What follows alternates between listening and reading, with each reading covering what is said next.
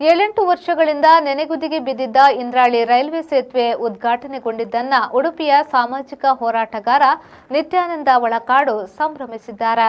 ಹೊಸ steel bridge ಸಮೀಪ ಉಡುಪಿ ಜಿಲ್ಲಾ ನಾಗರಿಕ ಸಮಿತಿ 4500 ಜಿಲೇಬಿಗಳನ್ನು ಸಾರ್ವಜನಿಕರಿಗೆ ವಿತರಿಸಿತು. ನಿತ್ಯಾನಂದ ಒಳಕಾಡು ಬ್ರಿಡ್ಜ್ ಕಾಮಗಾರಿ ಆಮೆಗತಿಯಲ್ಲಿ ಸಾಗುತ್ತಿದ್ದ ಸಂದರ್ಭ 2-3 ಬಾರಿ ಪ್ರತಿಭಟನೆ ಮಾಡಿ ಕೇಂದ್ರ ಹೆದ್ದಾರಿ ರೈಲ್ವೆ ಇಲಾಖೆಯ ವಿರುದ್ಧ ಆಕ್ರೋಶ ವ್ಯಕ್ತಪಡಿಸಿದ್ರು. ಇದೀಗ ಕಾಮಗಾರಿ ಪೂರ್ಣಗೊಂಡು ವಾಹನ ಸಂಚಾರ ಆರಂಭವಾದ ನಂತರ ಸಿಹಿ ಹಂಚಿದ್ದಾರೆ.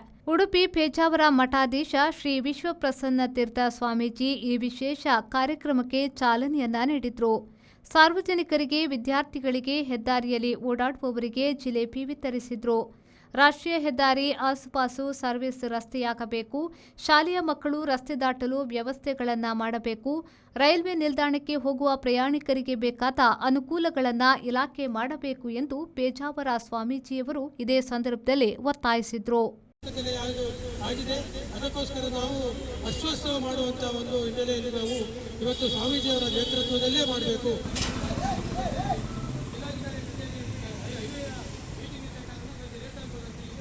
ಕೊರತೆಗಳ ಕಡೆಗೆ ಸದಾ ಗಮನವಿಟ್ಟು ಸಂಬಂಧಪಟ್ಟವರಿಗೆ ಅದರ ಗಮನಕ್ಕೆ ತರುವ ಕೆಲಸವನ್ನು ಮಾಡ್ತಾ ಇದ್ದಾರೆ.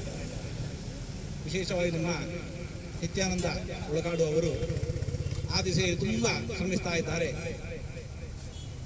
ಸಮಸ್ಯೆಗಳನ್ನು ಸಂಬಂಧಪಟ್ಟ ಇಲಾಖೆಗೆ ಗಮನಕ್ಕೆ ತರುವುದು ಅಷ್ಟೇ ಅಲ್ಲದೆ ಇವತ್ತು ಅದಕ್ಕೆ ಸ್ಪಂದಿಸಿದ ವಿಚಾರದಾಗಲಿ ಇವತ್ತು ಅದನ್ನು ಅಭಿನಂದಿಸಿ ಇವತ್ತು ಸಿಹಿಯನ್ನು ಹಂಚ್ತಾ ಇದ್ದಾರೆ.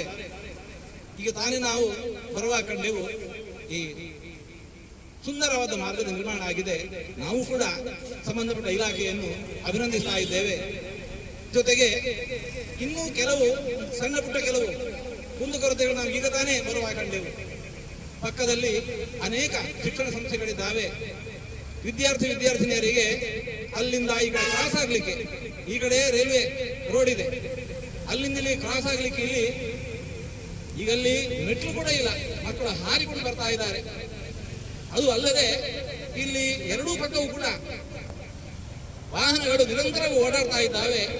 ಅವುಗಳ ನಡುವೆ ಜೀವಭಯದ ಮಕ್ಕಳು ಓಡಾಡಬೇಕಾಗತ್ತೆ. ಒಂದು ಮೇಲ್ಸೇತುವೆ ಕಾಲುದಾರಿ ರಚನೆ ಮಾಡಿಕೊಟ್ಟದ್ದಾದರೆ ಇಲ್ಲಿನ ಎಲ್ಲ ವಿಶೇಷವಾಗಿ ಮಕ್ಕಳಿಗೆ ಅನುಕೂಲ ಆಗತ್ತೆ.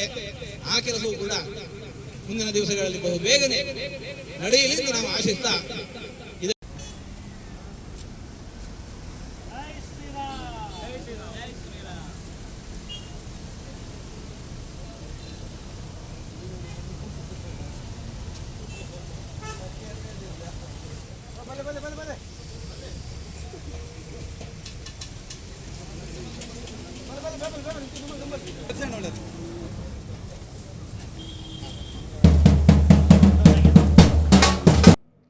ಶ್ರೀಜಿತ್, ವಿ4 ನ್ಯೂಸ್, ಉಡುಪಿ.